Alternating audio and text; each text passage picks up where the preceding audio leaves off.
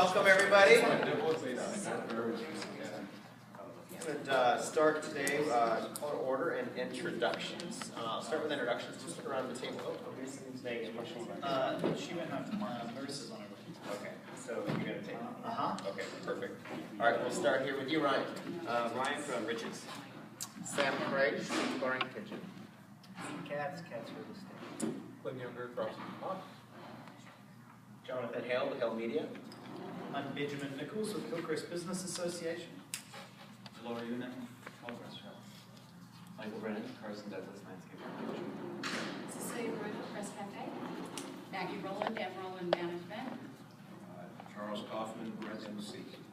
All right, so we'll start front row here. Jessica from Yes Media. Nancy Ewan with Joe Pressure. Back row back there. Kathleen Ferrier with Circulate San Diego. Adriana Martinez with the Office of Councilman Victoria. Julio de Guzman from the City Attorney's Office. Front row here. Jay Cavallari from Bonfos. Okay, Colleen Cavallari, Bonfos. very good. Good evening, everyone. Russ Edra from the San Diego American Flag Football League and also for the Gay Bowl, which is happening this fall. I'm Eddie Reynoso, former Portland.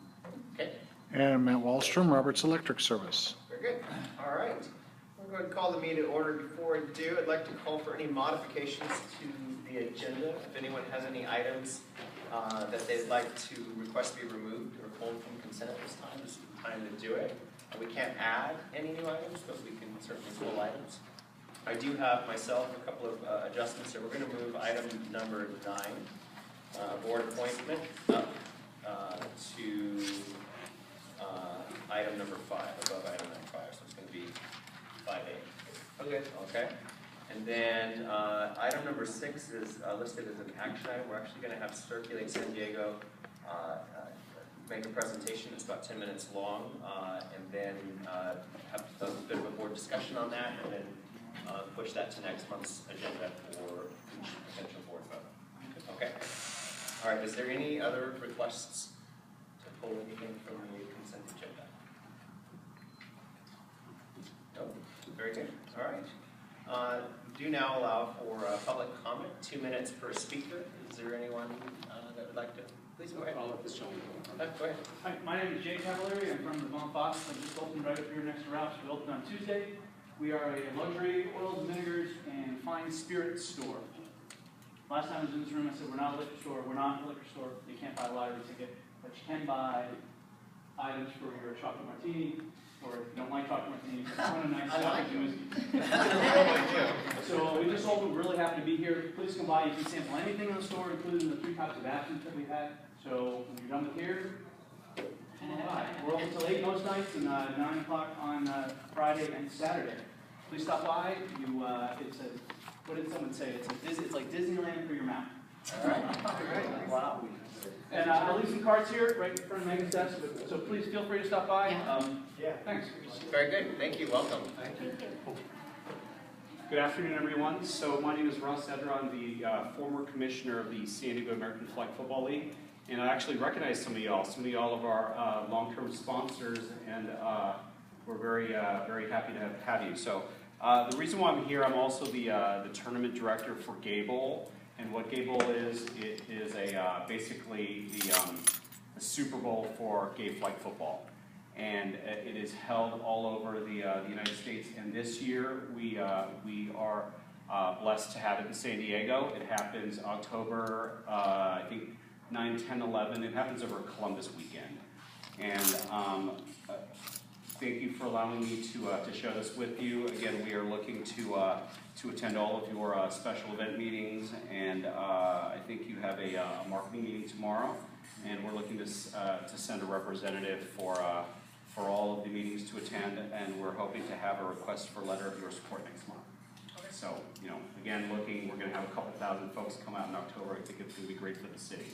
Can you get us an information statement, something we can send out? Absolutely, I would love to do that. Thank you. Right. Appreciate it. Where is the bowl? It is going to be at the San Diego Polo Fields.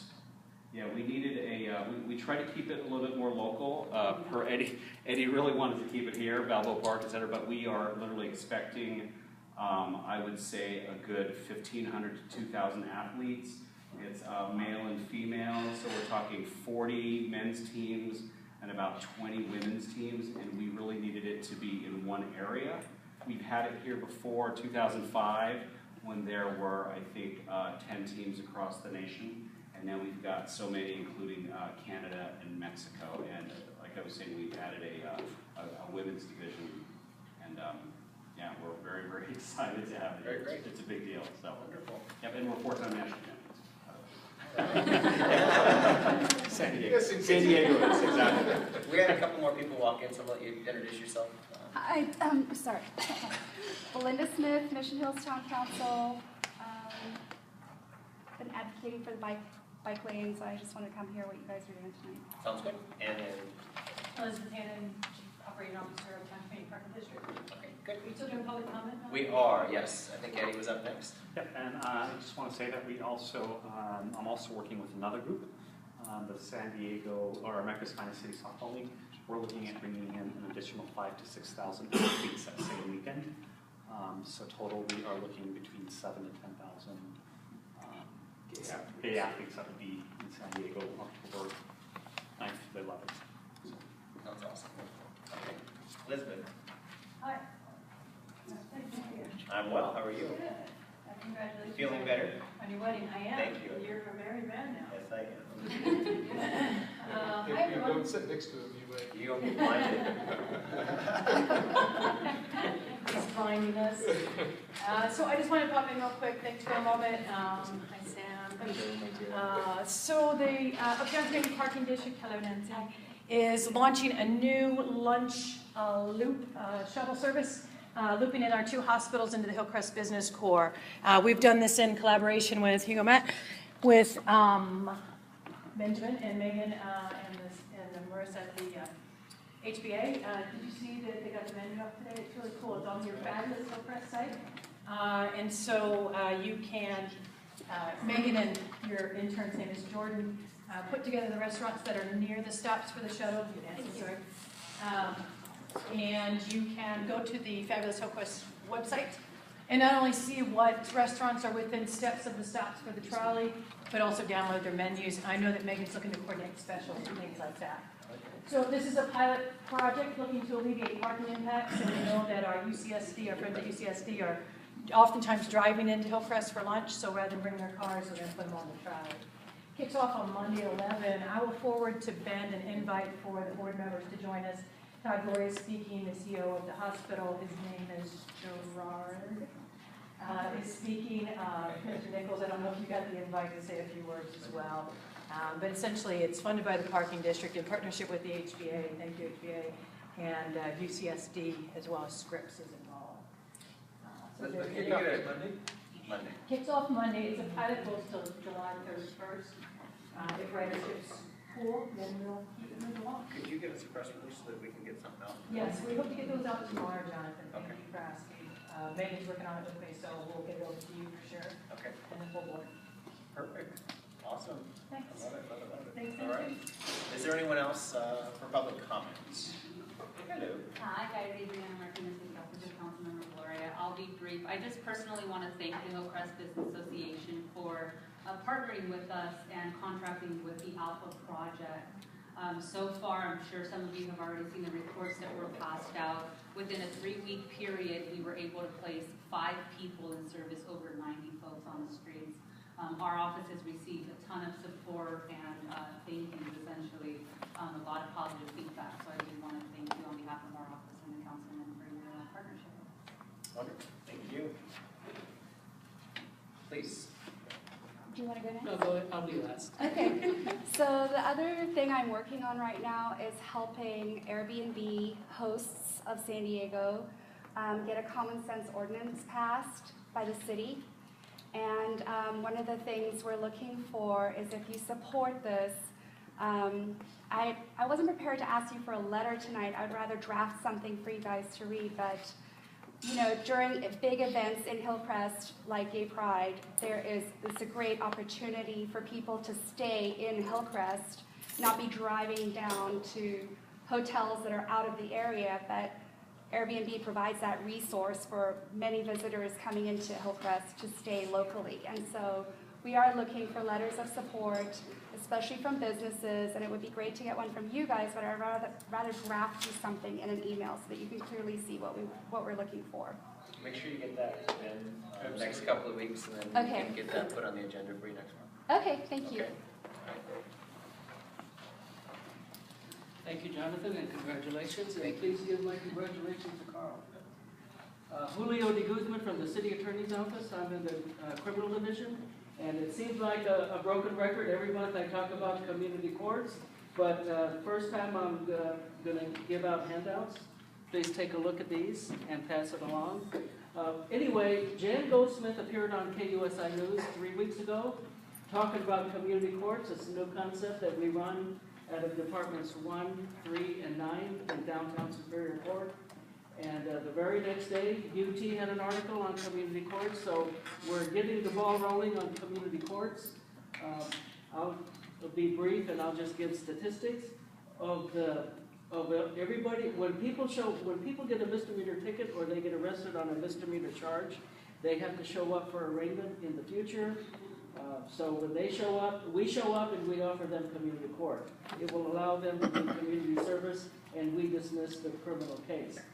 Of the people we offer community courts to, only 60% accept the program, which means the other 40%, we don't know if they want to go to jail or they want to roll the dice and get 1 or 2 days or 3 days in jail, or get probation, 3 years probation. But of the people who complete the program, 88% of people who accept complete the program. So we want to get the numbers up, and it's a good way to get our neighborhoods cleaned up, good way for them not to have a criminal record, and it's a good way for us not to flood the Superior Courts with these misdemeanor cases. And so hopefully next month, these numbers will come up and I'll bring back some good news. Great. Thank you, John. Thank you. And anyone else? Public comment? All right. Well, with that, I'm going to move into my president's report. Actually, I'm going to touch on the homeless program. I'm happy to report on some numbers. Our outreach team goes out for 8 hours, 5 days a week. Since the start of the project, we've provided outreach services at various hours during the day. We have also provided over 120 units of services, including food, water, hygiene supplies, blankets, clothing, housing, medical, and mental health referrals. We've made 5 placements this month. Men were placed at St. Vincent de Paul, and women were placed at Rachel's Women's Center, and all monthly counts were unduplicated. So Ben's been hearing from businesses that they've seen a significant improvement in the regulars that have been moving on. And so definitely in just the first few weeks of this program, we're seeing excellent results. So we thank you as well for teaming up with us on that. I'm taught that. Also, last month for Fat Tuesday, we talked about breaking even on the Fat Tuesday event. We didn't lose any money, but we're not going to make any money this year. I will say that the team did a phenomenal job. Like, we didn't have the breakdowns that we had in the past year with the ticketing. All of the resources and things that we put into it ran smoothly.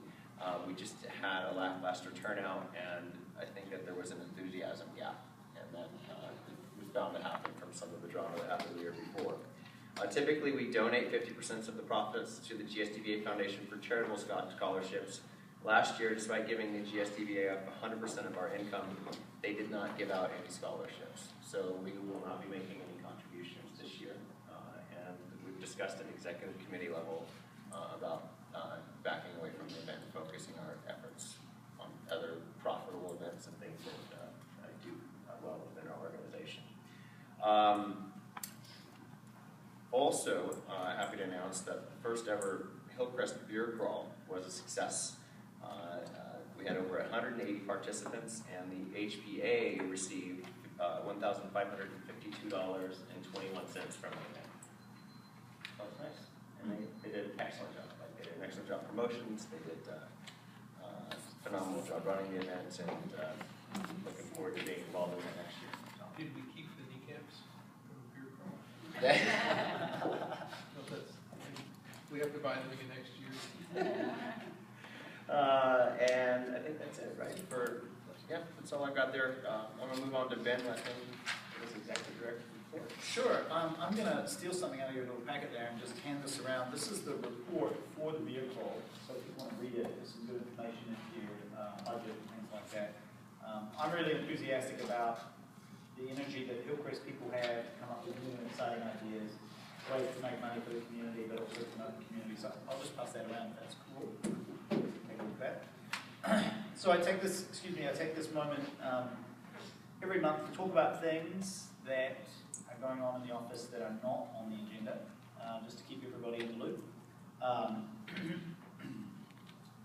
I would like to thank everyone that came out to our general member open house last week.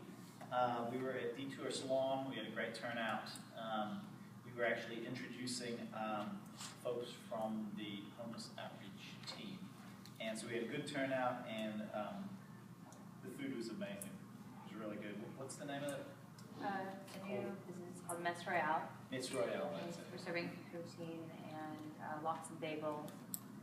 Poutine was out of control. So Yeah, what's and French it's fries little and what? sliders, too. What's on it? I couldn't figure it out. Deliciousness. Yeah. So it's a base of potatoes, and then there's cheese and gravy. Gotcha. Yeah. It was yummy. Yeah. I do want to let folks know that later on this week we are going to be beginning the survey for the East Maintenance Assessment District expansion, which will be a very long and coming expansion to our Maintenance Assessment District program, so that we'll be able to provide a lot of the services in the core of the neighborhood to the east end of town. A lot of the things that we can do in around the Hillcrest sign, we just can't do at this end of town. And so we're planning on expanding that assessment district, and the first step is a survey, and that survey will take place later on this week and over the next month. Some of the board members are going to be helping us solicit the input for that survey. My hope is that the next meeting will have some preliminary results for that. I'm current. Question on that. So doing the survey means that we did like a little preliminary vote thing, or is this in preparation for the vote? So step one is the survey, and when you get to 50% of the parcels, and there's about 800 parcels that we'll be surveying, if 50% of the parcels indicate support for the idea of an expansion, then we will send that information to the city, and they'll conduct what they call an engineer's report. The good news is they already do an engineer's report for this MAD. It's just because this is a MAD expansion, not a new expansion, not a new MAD. Theoretically, it won't cost us a lot of money to do this engineer's report, and then after the engineer's report is complete, that will establish a budget for the new MAD, or the expanded MAD, and then once that budget is clear, then the property owners will vote, and that vote will be as part of an official election. My hope is we can do it in November as part of the actual election. So we'll see. Did we get the final map? We did get the final map. I think I sent it. Okay, well I'll send it out. We got the final? The city sent us a map, and they sent us the parcel list. Okay. And so that's what we're drawing on. Okay. So it's ready to go out. I'm currently renegotiating our lease with the DMV for the Hillcrest Farmers Market, and we are also up to renegotiate our lease or our agreement with our market manager. That's something that we've started doing. We've also launched a new line of clothing and materials or products at the farmers market. So if you want some new farmers market goodies, you can get them out. We've got hats, great little hats. Well, you can go to the farmers market. That's a good point. And then the other thing, the last thing on my staff report is that I did go down to City Hall a couple of times recently and testified in support of the changes to our contract language, which we've been advocating for and we voted on a couple of months ago. Looks like that contract language is going forward pretty soon. So that'll create some clarity for us in terms of our private money versus our public money. That's what I have. Fabulous. All right, moving moving on to the consent agenda, approval of minutes for April 2015 and financials for March of 2015. Any discussion? Motion? I move that we approve them. I can second that. Okay. Any further discussion? All right, we're going to go ahead and call the vote on that. Just briefly, I wanted to note that, again, the Brown Act was modified back on January 2014. It's not enough to simply say who initiated a motion and who seconded. There actually has to be a roll call vote indicating who voted for and against. It's really, you could just do a grid with names and for keeping track, but that does need to be in the minutes. Okay. All right, very good. So all those in favor?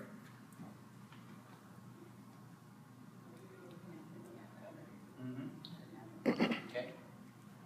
Opposed? Abstentions? Okay. All right, next item, we have a board appointment. And that is Jessica Barrow from Fiesta Cantina. Thank you for being here tonight. Thank you. We have a couple of vacancies, correct?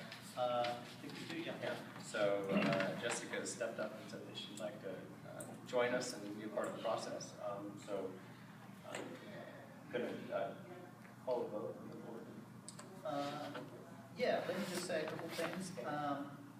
We have, I believe, 4 vacancies on the board, and the board of directors many years ago set our number of board slots at 15. We can go up to as much as 21 if we choose.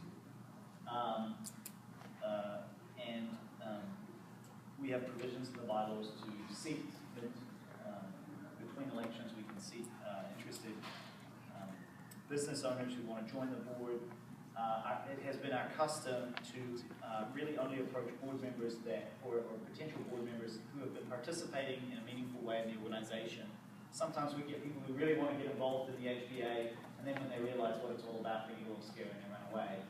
We have business owners who contributed and have been part of various things. Jessica has been really helpful and involved on our bicycle advocacy work, but also with Fat Tuesday, our business was really helpful and very generous. So thank you for that. Over the next few months, we will fill some of our other vacant positions. Very good. Yeah, just one question. Is she like filling a certain vacancy and she's going to be like up for re-election even? Correct. Okay. Correct. Yeah, it's just to fill the board elections. All right. And so what I would usually do is I would go back and see who had resigned or stepped away earliest and just fill those slots. Do we have any other candidates that showed interest in becoming members? I'm working with a number of folks. I'm trying to focus on retail because we don't have a lot of retail. Is there any other discussion? Do you want to say hi? Say hi. Yeah. Why don't you tell us a little bit about yourself real quick? Hi, I'm Jessica. I only started working in Hillcrest in July, but I absolutely love the community and love what the HBA and these communities do for the community. My past is in events and marketing in downtown San Diego, so I did work with them closely as well. And it would be a great opportunity for me to be able to sit on the board next. Okay. Get the motion. I move that we approve Jessica Barrow as a board member. I say floor second. Okay. All right. All those in favor?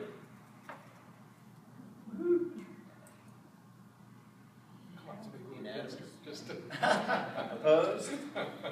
A little drama. There's tensions. All right, it's unanimous. You want to come up and have a seat with us? So, just so everybody knows, as I normally do, I will do a new board member luncheon for Jessica and other board members as they come on, and I will make sure that the board members who want a little refresher on how the HBA works be welcome to join.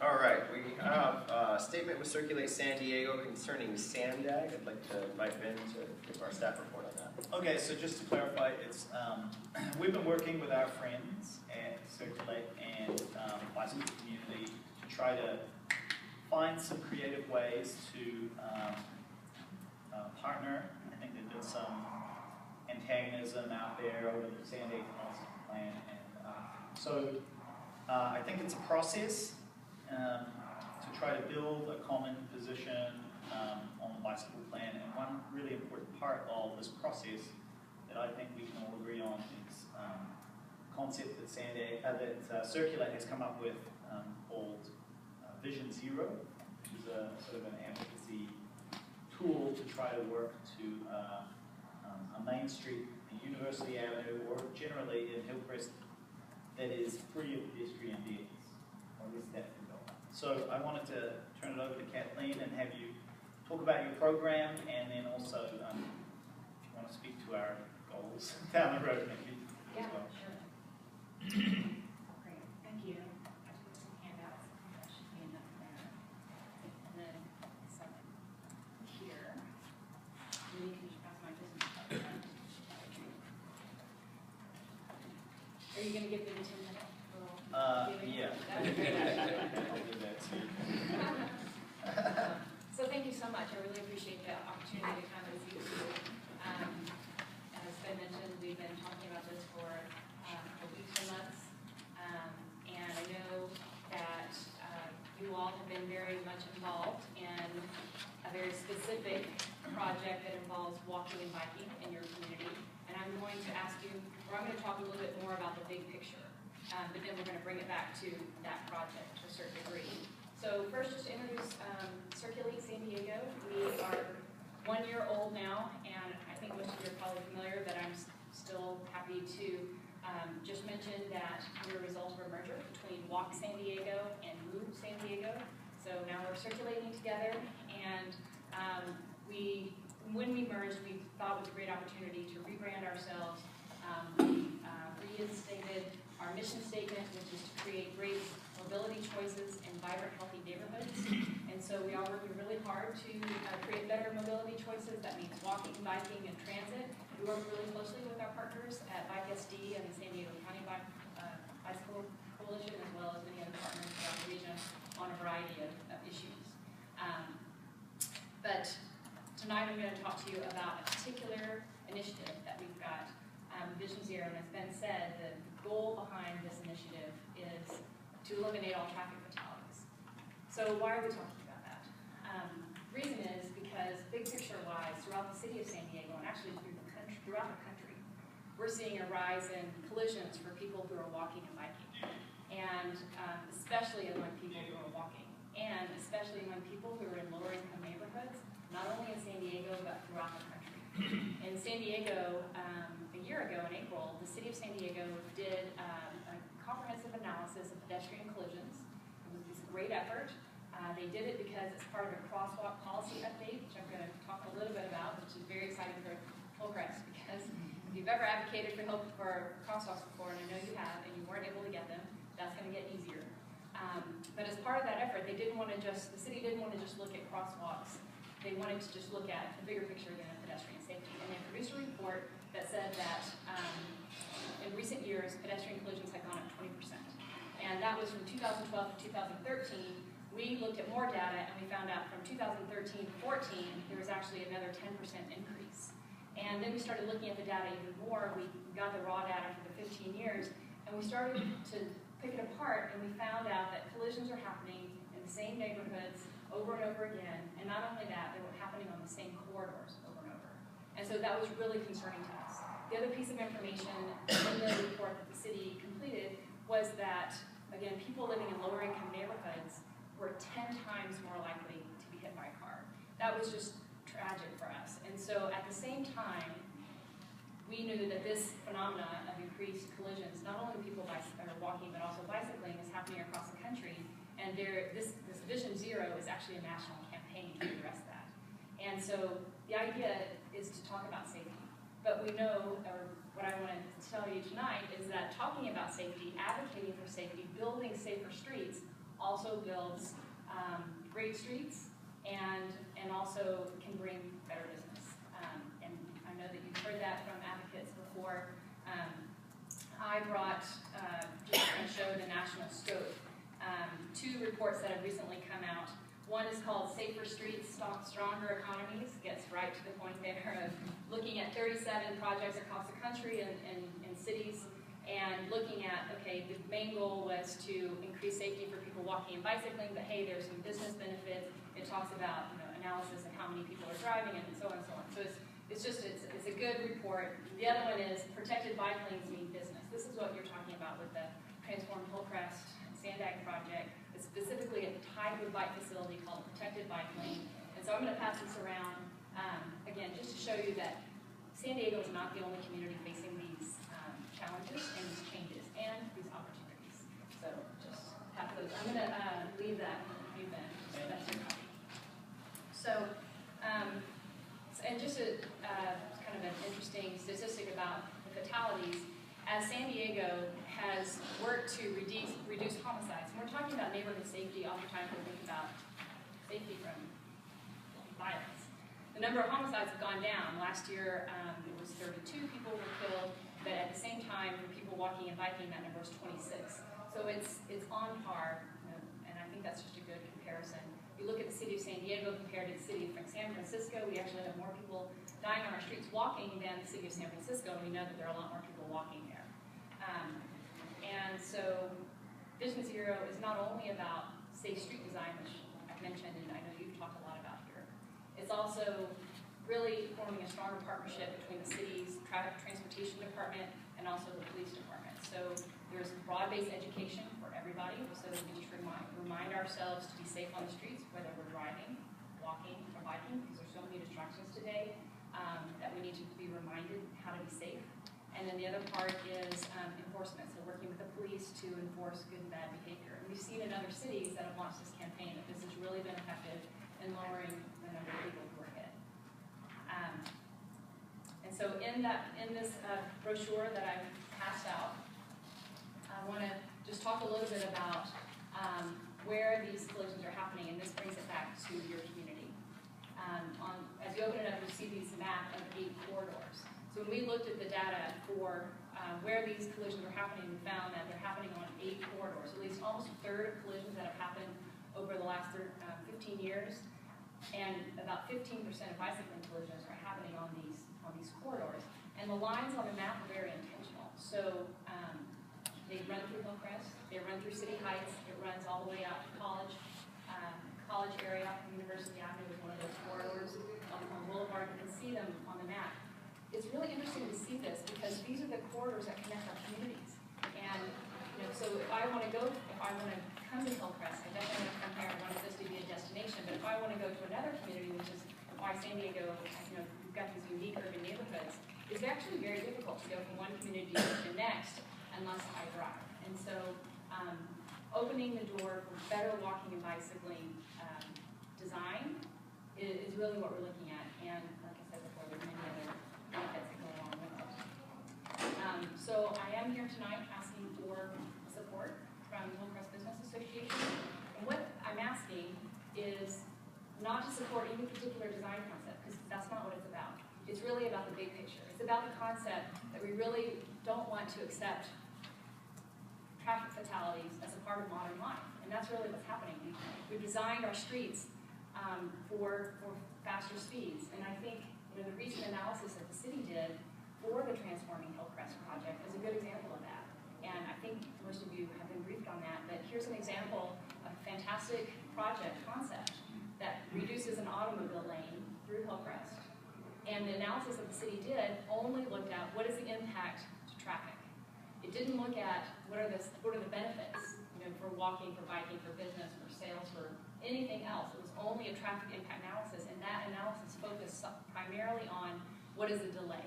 And ultimately what they found is eastbound, having one lane of traffic would produce 1 minute more of delay traveling from Normal to First, eastbound. Westbound, that would be 2 minutes of delay. And so what we're suggesting, and I think that you guys agree with this, that congestion is actually okay. That congestion, as the city is calling it, actually means that it's safer for walking and biking, and actually means that traffic is moving slower. Maybe they're moving slower to make Hillcrest a destination rather than just traveling through. And so it's traditionally, these kinds of analyses have been very much focused on this one thing, and with Vision Zero, with safety, we're trying to really hone in on this idea of broadening that conversation. So again, the reason why I mention that is because it's not about one particular design concept for University Avenue, for any other corridor. It's really just the larger concept of safety. And as we move forward, this is actually a 10-year initiative that we're asking the city to work with us on, and with our collaborative partners. Those specific design questions will come up, and we're certainly willing to work on each individual project and find the right solution that meets the most goals.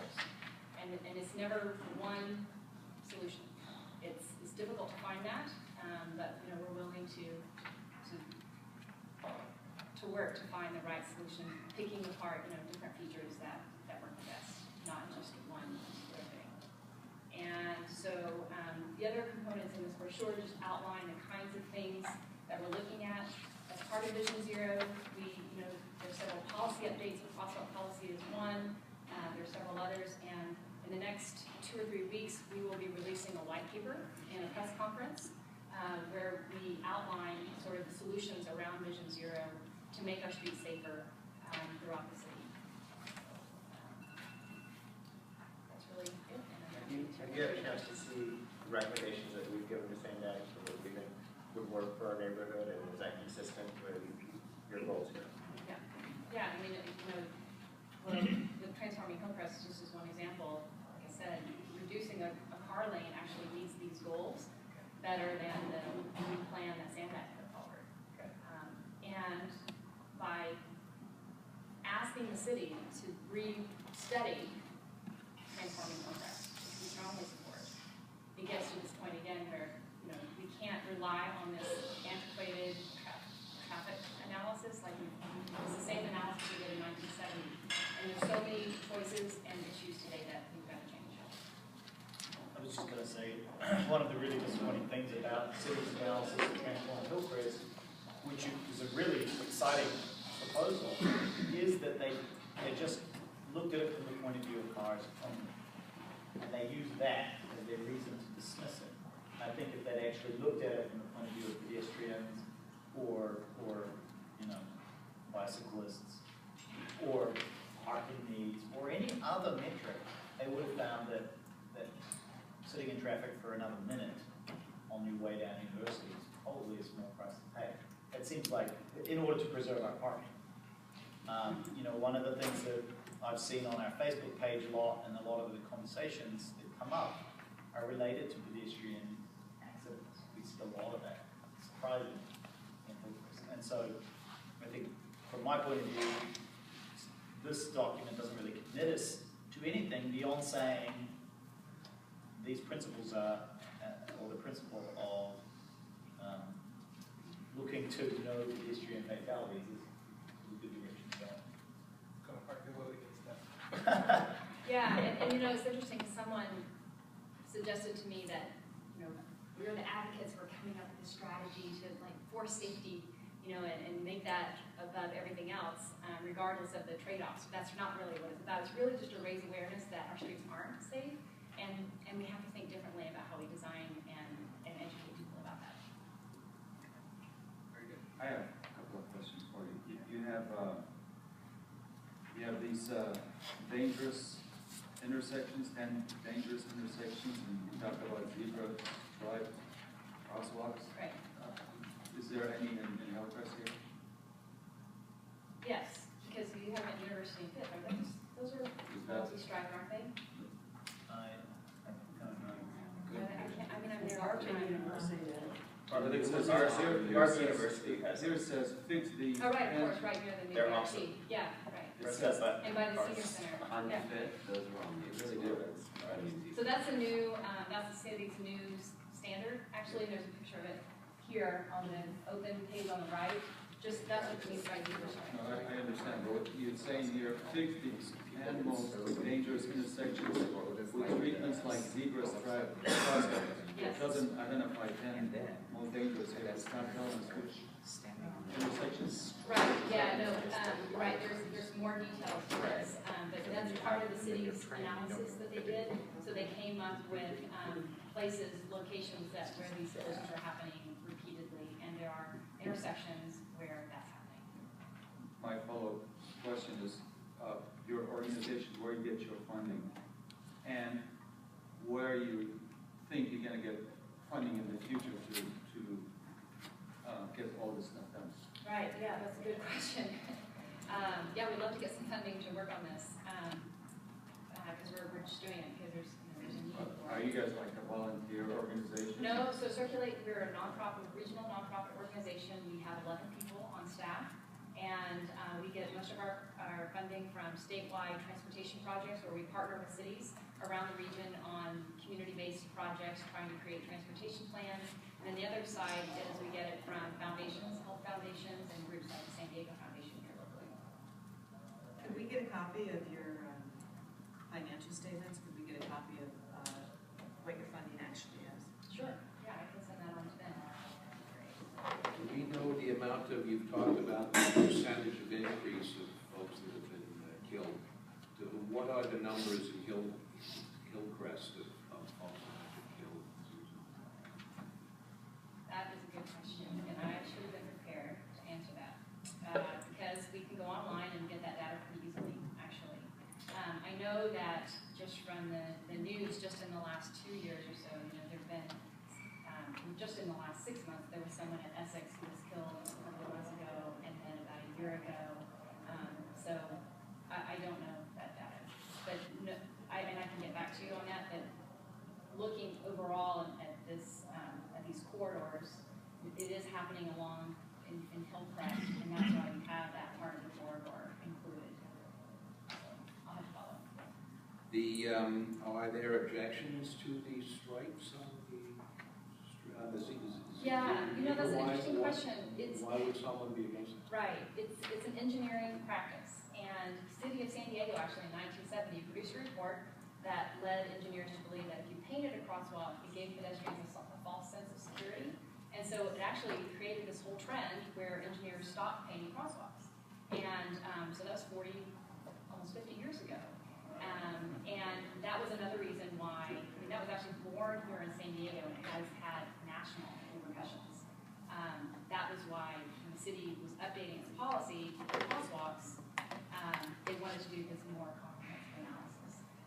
It's where crosswalks were seen before as, this is from what I've read, it would stop traffic, right? So certainly at mid-block locations, you didn't want to put a crosswalk there because it would stop the flow of traffic. But now, and certainly, and there's been federal studies that really say, no, that's not right. We need more crosswalks because, one, it helps drivers know that to expect pedestrians crossing there, and two, for pedestrians, so that the more crosswalks there are, the more likely they are going to cross in a safe place rather than just dart out in the street. And so that's the other part of Vision Zero and these policy updates. We've got a lot of catching up to do. And so the way that our streets are designed now, and even when we talk about a pedestrian jaywalking, we're just trying to get across the street, and there aren't that many safe places to cross. And so we're hoping to raise awareness to get that changed.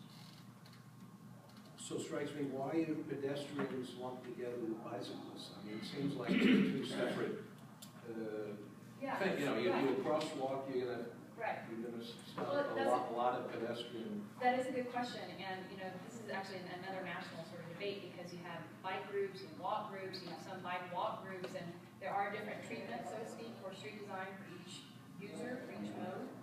But ultimately, there's so much interest in both walking and biking because of the health impact, right? We're spending a lot of money on people's lack of good health, and by walking and biking more just a little bit every day, we're going to save money there because of the economic benefits and also because of greenhouse gases.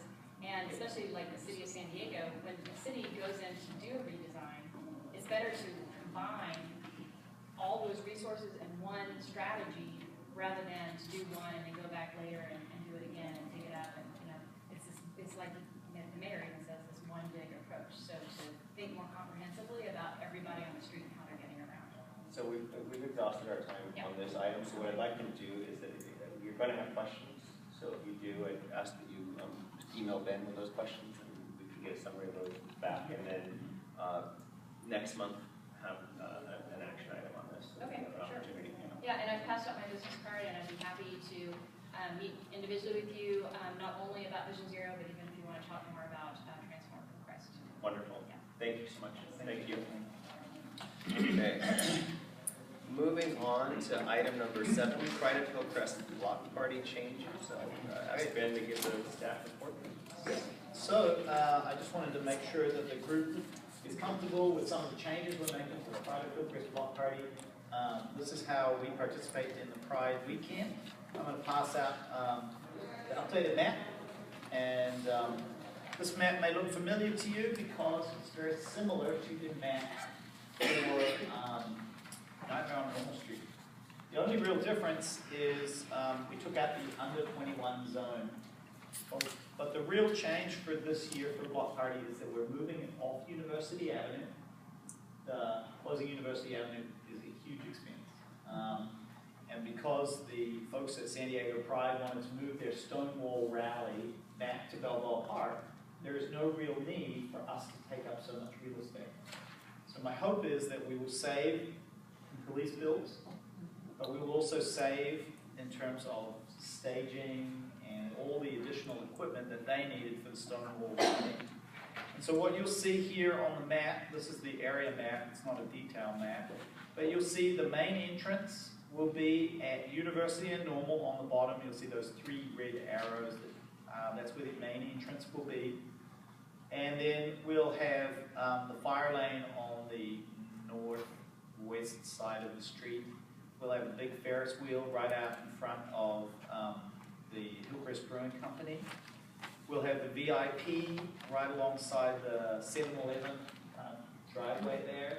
And the VIP this year will consist of a VIP area, a VIP bar, and then we're going to have, this is new for this year, bottle service area. So you can buy bottle service without having to buy a big cabana, because the cabanas get quite expensive. There will be VIP cabanas. We're going to have 6 of them. They're going to be up by the stage. The stage is going to be right where in the same place it is for Nightmare on Normal Street, which is at the north end of the block, right next to Harvey Milk.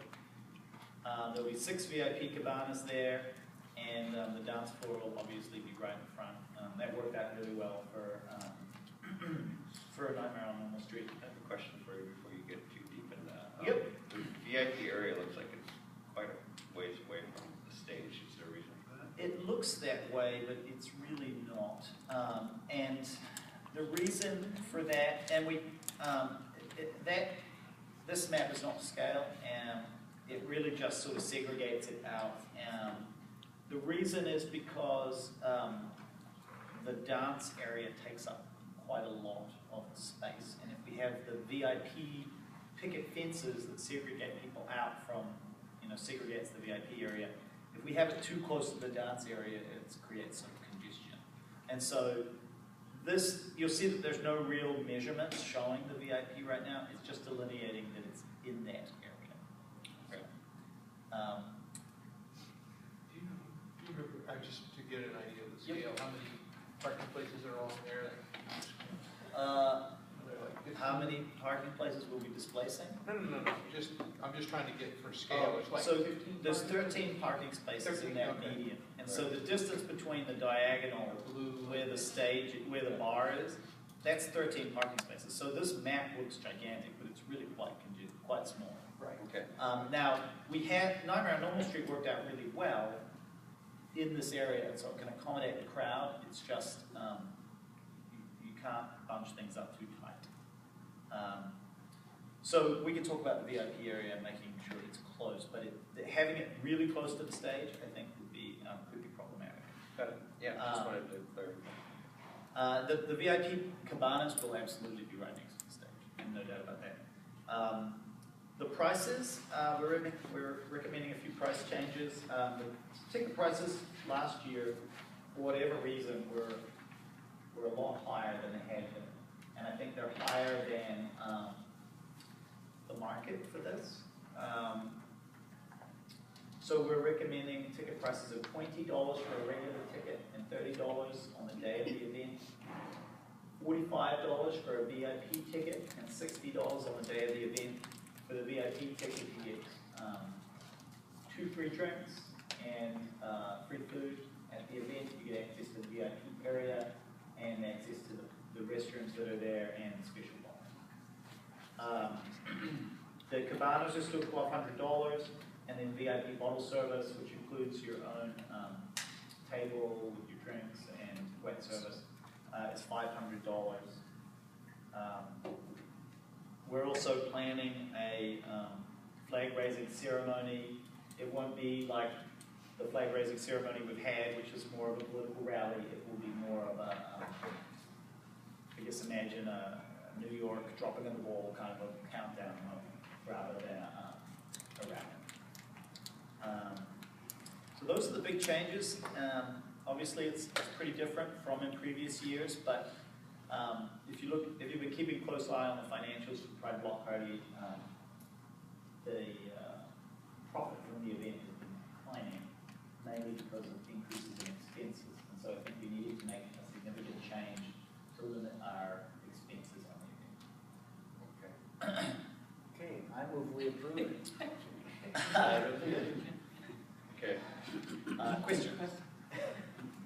Now I will tell you that if you really want to dig down into this, and this is not set in stone, but if you really want to dig down into this, there is a special event committee meeting tomorrow at 12 noon. 12 noon. At the HBA office, and I'll be She's going to be running the meeting. So if we want to do detailed work, and if you have detailed suggestions, definitely come to that meeting.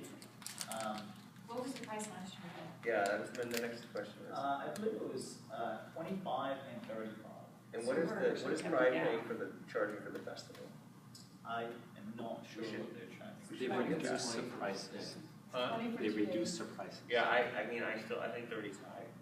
It's 20 for 2 days of the festival. Well, it's 30 on the day, so it's 20. Okay. Now, I will say that, yeah, we did drop it $5, but we could drop it more.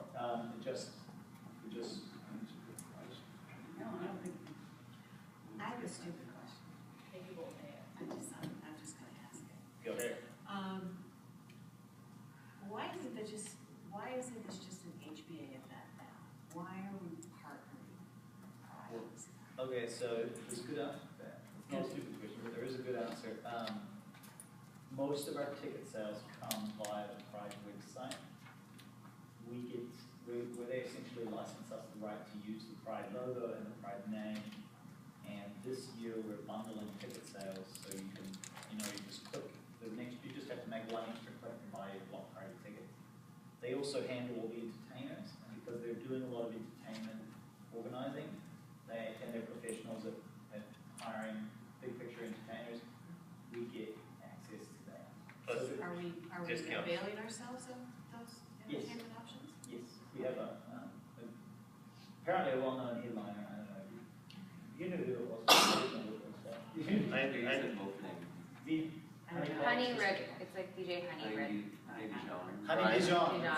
Honey Dijon. I looked over her SoundCloud and all her music and stuff. She has a pretty good following, so she has a good network. My favorite. What about the other ones? The big one is the ticket sales. Most of our ticket sales come from their website. Yeah, it's definitely. Are you saying that they can bundle the tickets where they will be paying for festival tickets and they can bars and Yeah. So right now we're currently on their website. I build out our own page. So right now we can, if somebody were to buy a ticket on the Pride's website, our listing is below them, so it's called an upsell. So we are actually like a featured listing underneath their event page for their Pride Festival tickets.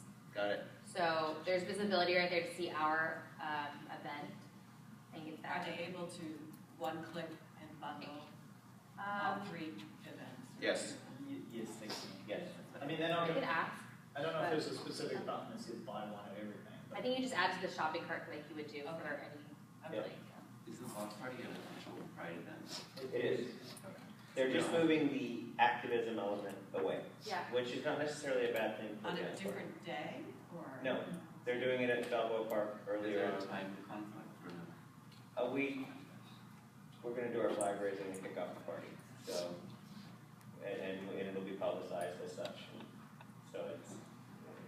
And all of our event and promotions information information will also be on the San Diego Pride website. So we have 2 pages on there. We have our own Pride Block Party page, and then under the events listing, the events section, we also have another dedicated page.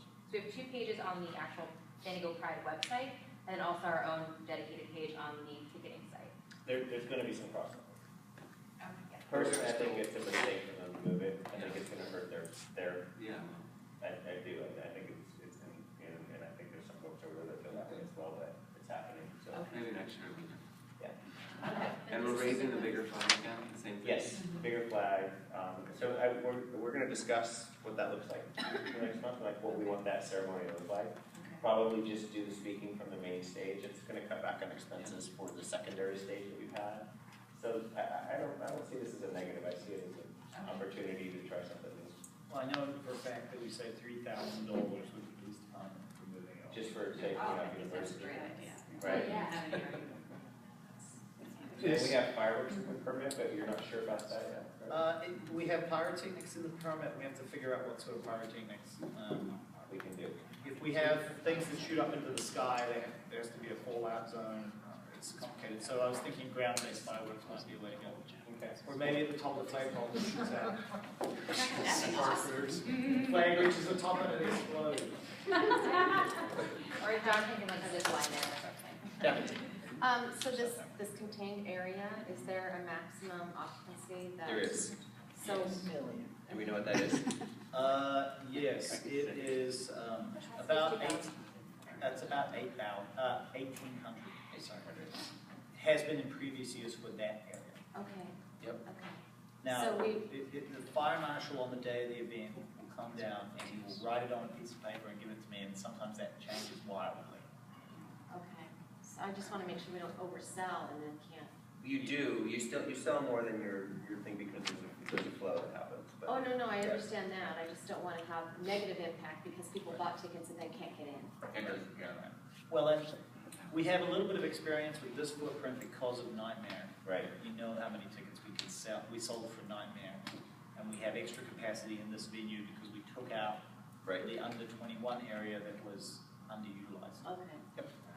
So we have so it's a valid concern for sure. We had a motion by Pete. Do we have any other discussion? A second by Glenn. Any other? He's got paint in his hair, folks. He's going to get out here. But it's so shiny. All right. Any other discussion on this item? Okay. All those in favor?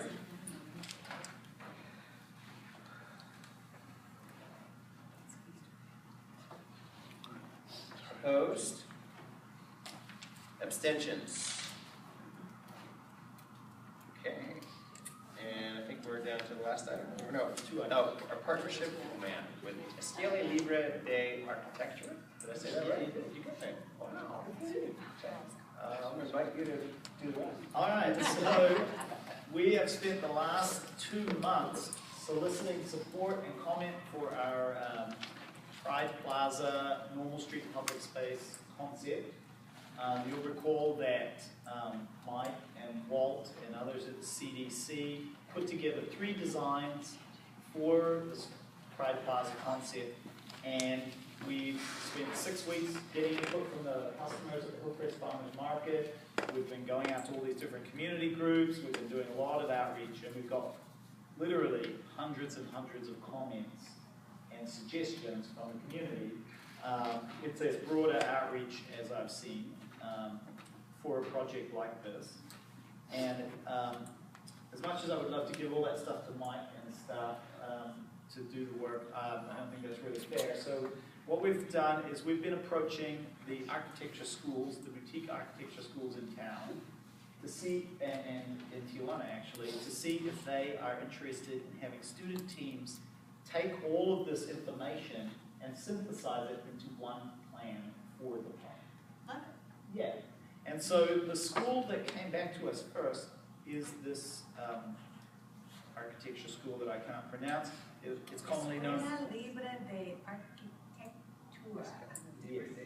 That is a boutique architecture school. It's relatively new in Tijuana. And we've approached the Woodbury School in Barrio Logan, and they're considering it. And we're also reaching out to the new school, although they haven't responded. So we expect the Woodbury School, we met with them today and they expressed support, they just had to run it through their process.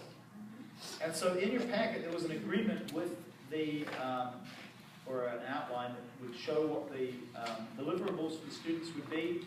Deliverable one would be that they would attend a meeting of the Uptown planners to solicit input from this key stakeholder group, and they would use our design booth that we had.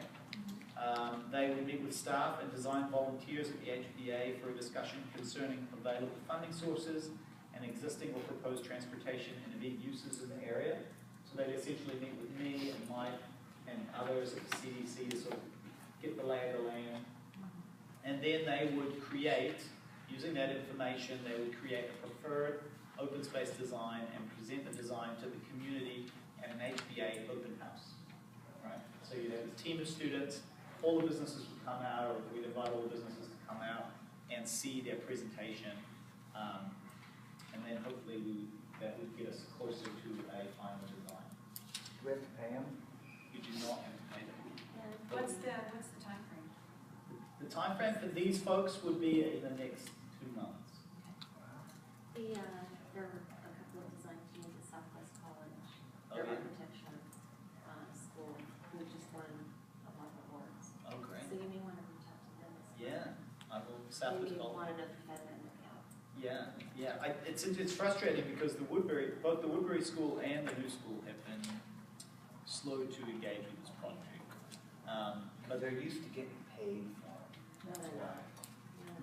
I don't know. Even the schools? Yeah, they get money for it. Well, they haven't. None of them have brought up money. They've brought up sort of like, well, we're just busy, and the school calendar doesn't match, and blah blah blah. So these folks are really enthusiastic. That's awesome. And I actually think there is a real benefit to having an international flair to this project.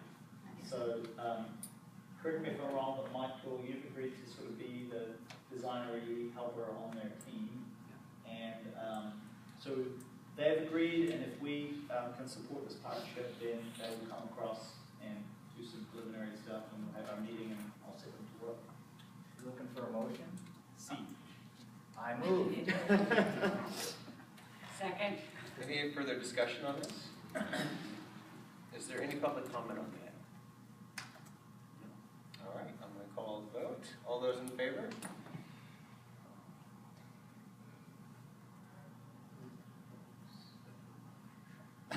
Easy. Spend them making money getting free Yep, labor. labor. All right. Thank Opposed? you so much. Abstentions? It was unanimous, right? Yep, very good. Okay, moving on. We have a vacancy from the Uptown Community Parking District. Megan has stepped down due to other obligations that's keeping her from doing that. So I would like to nominate Benjamin Nicholls to replace her. And just, yeah, I need a motion or discussion. You do. Yeah. I'll just say I did serve on the parking district for about a year, I think, when they got back on their feet, and I go to all their meetings anyway, so they're going to pay me to go. So may as well have you there. I would like to make a motion, and then I have a question. Make a motion. I move that we support the parking district. Second. Okay. The question is, will that create ill will with the parking district? I'm sure it will. But I go to the meetings and make a nuisance of myself anyway. Oh, maybe you'll Just have to there. be quiet. That's an official nuisance. An official, okay. Sanctioned nuisance. Well, have at it. Okay. Is there any public comment on this item? Okay. You all right? Oh, God. Well, now maybe you can control it a little bit. The partnership with the HBA is very important to the parking district, and Ben and I were closing on a lot of things, so it kind of makes sense. Of course, I will echo what I said in the email to Johnathan, Ben, and Megan yesterday. You guys have a primo employee there. She's exemplary. She was a huge benefit to our organization. So thank you for extending her, and we'd be happy to have. So one of my chants for him is, who needs dimes? We got Nicholls. I'm not really sure what it means. That's going to be on this item, I will say Always stay drop- tuned. Always drop time. Yeah, I'm gonna call the vote. All those in favor? You're stuck with it now. Opposed? Any abstentions? 4 or 5 more groups. Okay, very good. I forgot to say at the start of the meeting, I've moved my office, so if you come looking for me in my old location, I'm not there. I'm now next door to Maggie and the Egyptian, 3814 Park, ground level. And Pete has a fabulous office space that's available, so if you know anyone that, that looks for, that needs office space, it's very rare in Hillcrest, so. And I think he just painted it today, right? In the process. Yes. And what color is it? This color. So with that, I'm going to thank you all and call this meeting adjourned. All right. Thank you. Yeah, I love it. Thank you.